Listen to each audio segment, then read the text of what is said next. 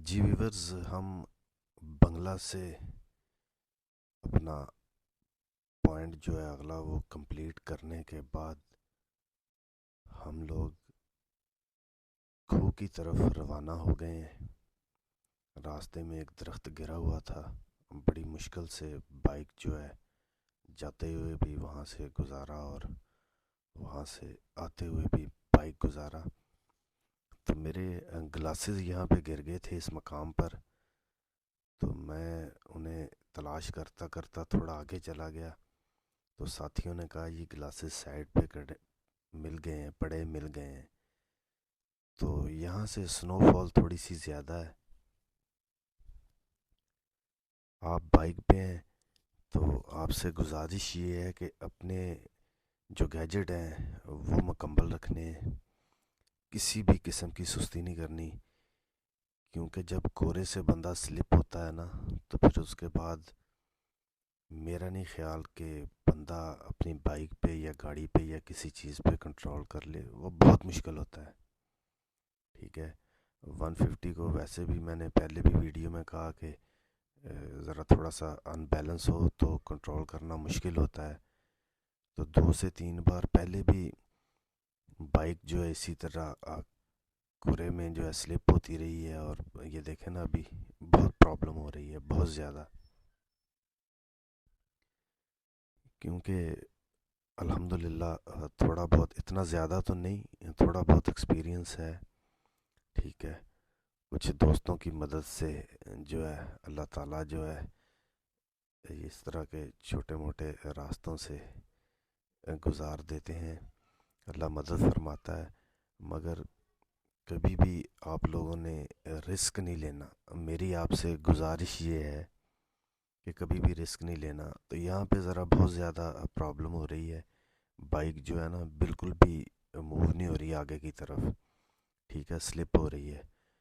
تو پھر میں نے اب خان بہادر بھائی کو کہا کہ آپ ہلکا ہلکا جو ہے نا ٹائر کو تھوڑا سا اٹھا کے پش کریں گے تو انشاءاللہ ہم جو یہ تقریباً 4 سے 5 میٹر کا جو یہ ایک ٹوٹا ہے وہاں سے ہم لوگ گزر جائیں گے۔ ٹھیک ہے جی، یہ 4 5 میٹر کا ٹوٹا ہوگا جہاں سے زیادہ کورا بہت زیادہ لگا ہوا ہے، تو مشکل پیش آ رہی ہے گزرنے میں۔ یہ آپ دیکھ بھی رہے ہیں کہ قاری صاحب دھکا لگا رہے ہیں، مگر بائک جو ہے نا ہلکا پھلکا موو ہوتا ہے، اس کے بعد پھر وہیں پہ سلپ ہونا شروع ہو جاتا ہے۔ تو ان چیزوں کا آپ نے بالکل خاص خیال رکھنا ہے۔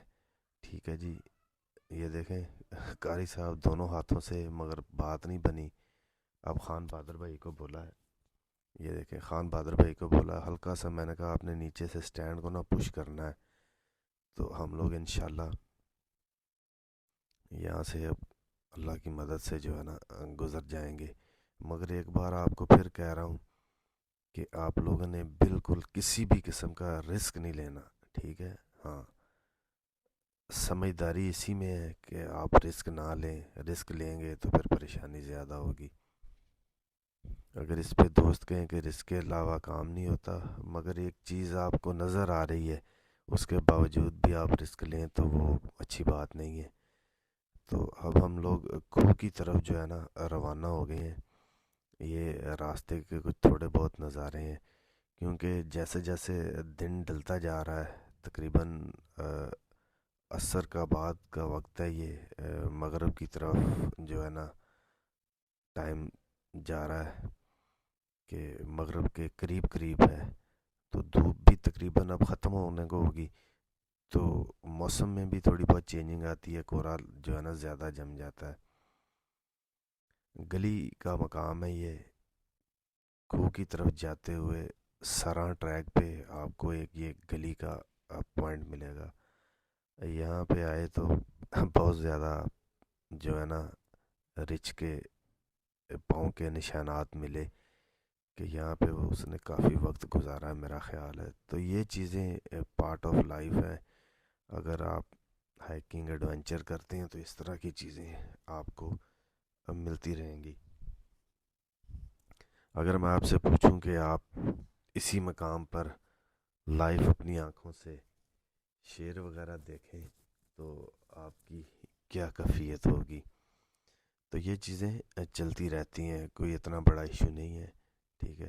مگر آپ لوگ احتیاط کے ساتھ اپنے ساتھ مکمل، میں نے بہت ساری ویڈیو میں کہا ہے، آپ کے پاس اسیسریز اوزار مکمل ہونے چاہیے، اور سب سے بڑی بات، گائیڈ بہت ضروری ہے، گائیڈ بہت ضروری ہے۔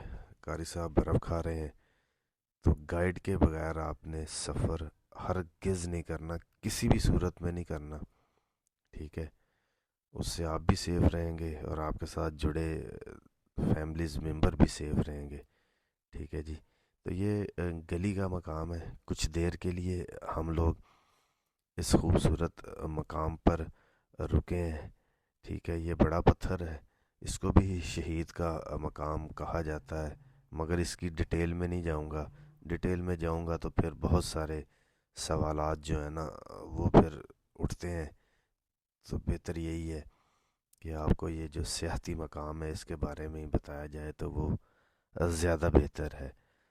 تو کچھ دیر رکنے کے بعد انشاءاللہ اب ہم لوگ یہاں سے اپنی منزل کی طرف جو ہے یہ روانہ ہوں گے۔ دھوپ بالکل کم ہوتی جا رہی ہے۔ یہ سرن ویلی کا خوبصورت مقام ہے جی، ٹھیک ہے۔ ہم نے جے ایل آئی اکیڈمی سے اپنے سفر کا آغاز کیا تھا، وہاں سے اٹامک کے بعد کنڈ، کنڈ کے بعد بنگلہ، بنگلہ سے پھر آگے اب کھو کی طرف۔ تو تقریباً اس کا آف ٹریک ہے، ٹھیک ہے۔ وہ میں نے آپ کو بہت ساری ویڈیو میں اس سے پہلے بھی، میرا جب ٹور ہوا اس میں بھی میں نے کہا تھا، بائک وغیرہ کے بارے میں بھی بتایا کہ بائک فٹ ہونی چاہیے، ٹھیک ہے۔ مگر مقامی لوگ تو شیر جوان ہیں جی، ٹھیک ہے۔ وہ ماڈل شاڈل نہیں دیکھتے، جانا ہے تو بس ٹھیک ہے جی، کک ماری نکل آئے۔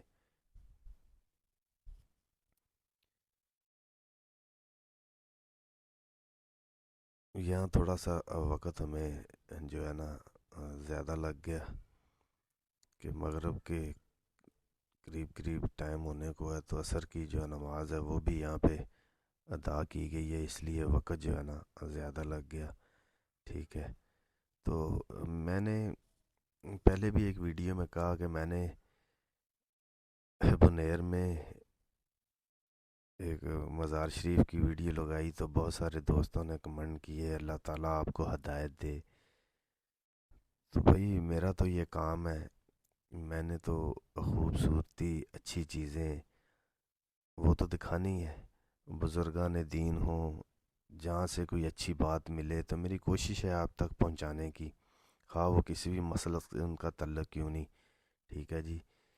تو دوست نے کہا جی اللہ تعالیٰ آپ کو ہدایت دے، تو میں آپ سے پوچھنا چاہتا ہوں کہ بزرگان دین، صوفیہ کرام، اولیاء کرام کے بارے میں یا ان کے مزار کی ویڈیو لگانے سے انسان بے ہدایتہ ہو جاتا ہے؟ مگر میں اتنا کہوں گا جتنا کسی کا ظرف ہے وہ اتنی بات کرے گا، ٹھیک ہے جی۔ یہ تو اللہ تعالیٰ رب العزت کا حکم ہے جی، جس نے دنیا میں رہتے ہوئے میرا اور میرے نبی کا،